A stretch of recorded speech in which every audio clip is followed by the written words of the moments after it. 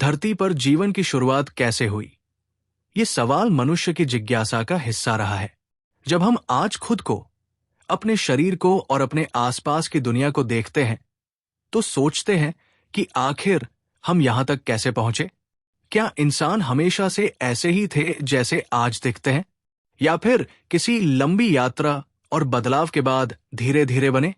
आज हम इसी सवाल का जवाब खोजेंगे और जानेंगे कि इंसानों का जन्म कैसे हुआ। धरती की उम्र करीब 4.5 अरब साल मानी जाती है। शुरुआत में ये पूरी तरह जलती हुई ज्वालामुखियों और उल्का पिंडों से टकराती दुनिया थी, जहां जीवन नहीं था। समय के साथ धरती ठंडी हुई, पानी जमा हुआ और समुद्र बने। समुद्रों में रासायनिक प्रतिक्रियाओं से छोटे छोटे अणु बने और यही धीरे धीरे जीवन का रूप लेने लगे। करीब 3.8 अरब साल पहले समुद्रों में एक कोशिकीय जीव पैदा हुए। ऐसे जीव जिनका पूरा शरीर सिर्फ एक कोशिका से बना होता है। ये जीव पहले बेहद सरल थे, लेकिन धीरे धीरे बदलते गए, विभाजित हुए और नई प्रजातियां बनने लगी। लाखों वर्षों में समुद्रों में शैवाल, बैक्टीरिया और अन्य सूक्ष्म जीवों की दुनिया बस गई। फिर धीरे धीरे ये जीव स्थलीय जीवन की ओर बढ़े।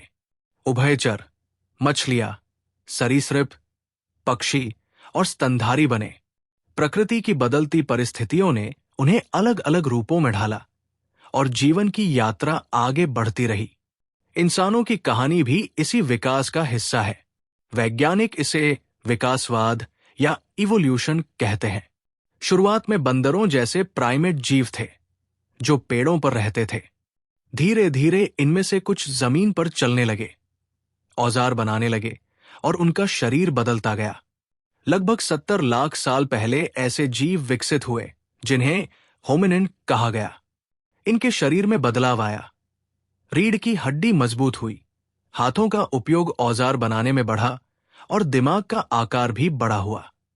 लगभग 20 लाख साल पहले होमो इरेक्टस मौजूद थे, जो सीधे खड़े होकर चल सकते थे, आग जलाना जानते थे और पत्थरों से शिकार करते थे।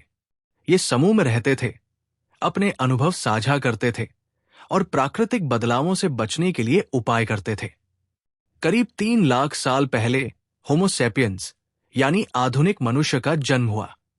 इनके दिमाग का आकार बड़ा था, सोचने की क्षमता विकसित थी।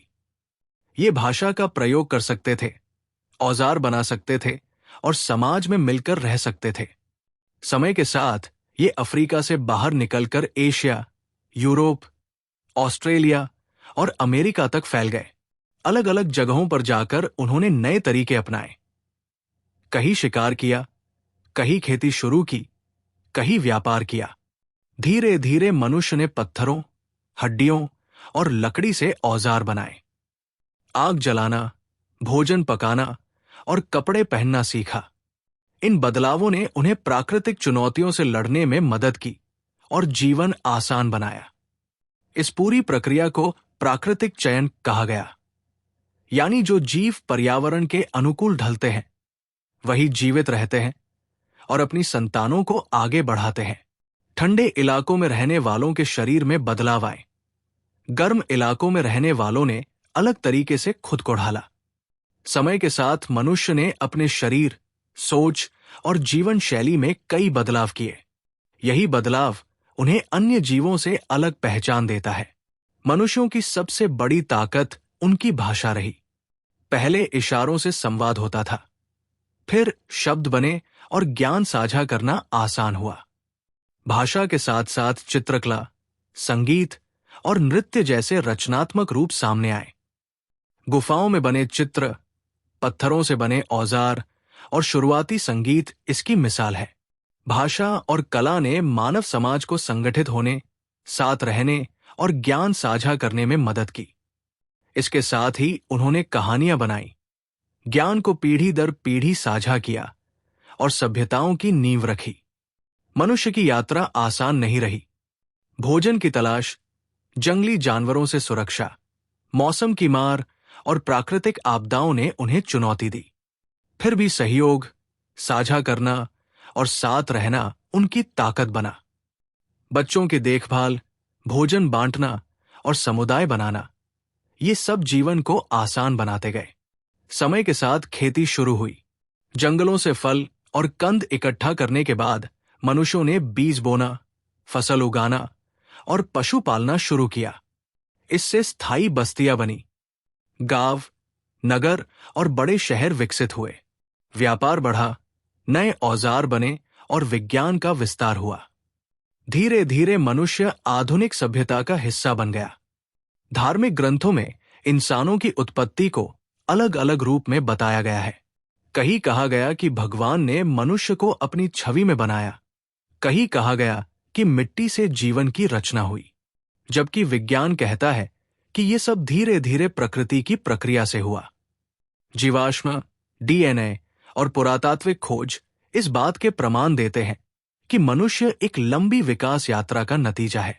दोनों दृष्टिकोण अपने अपने विश्वास पर आधारित हैं, लेकिन विज्ञान जीवन में बदलाव को समझने में मदद करता है। वैज्ञानिक तथ्य हमें ये भी बताते हैं कि प्रकृति में संतुलन बनाए रखना कितना जरूरी है ताकि जीवन आगे बढ़ सके। आज हम अपने शरीर की संरचना देखें तो पाएंगे कि ये विकास की प्रक्रिया का परिणाम है। हमारी हड्डियां, दिमाग और सोच लाखों वर्षों के अनुभव से बनी है। वैज्ञानिक आज भी शोध कर रहे हैं कि मनुष्य की यात्रा कैसे शुरू हुई और किन चुनौतियों का सामना करते हुए वो आगे बढ़ा। नए शोध लगातार हमारी समझ को और गहरा कर रहे हैं, जिससे हमें अपने अतीत के बारे में और अधिक जानकारी मिलती जा रही है। इससे ये भी समझ में आता है कि जीवन में बदलाव एक स्वाभाविक प्रक्रिया है। इस पूरी कहानी से सबसे बड़ी सीख ये है कि हम सब एक ही परिवार से जुड़े हैं, चाहे कोई अफ्रीका में पैदा हुआ हो या एशिया में। सभी मनुष्य उसी विकास यात्रा का हिस्सा है। हमारे डीएनए में इसकी पुष्टि होती है कि हमारी जड़ें एक ही स्रोत से हैं। यही एकता हमें साथ रहने का संदेश देती है। दुनिया में भाषाएं, रंग और रीति रिवाज अलग हो सकते हैं, लेकिन हमारी जड़ें एक ही है और ये हमें एकता का संदेश देती है। ये कहानी प्रेरणा भी देती है। जीवन में बदलाव आएंगे, कठिनाइयां आएंगी, लेकिन अनुकूलन और सहयोग से हम उन्हें पार कर सकते हैं।